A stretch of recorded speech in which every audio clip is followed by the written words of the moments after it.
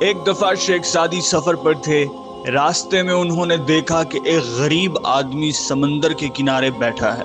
اس کے ہاتھ میں ایک جالی ہے اور وہ سمندر میں غوطہ لگاتا ہے، موتی ڈھونڈتا ہوا۔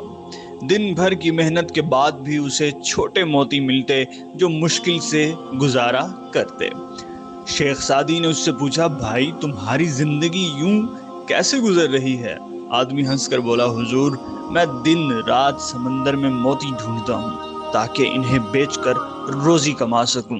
اگر قسمت اچھی ہو تو بڑا موتی مل جاتا ہے، ورنہ چھوٹی موتیوں پر گزارا کرنا پڑتا ہے۔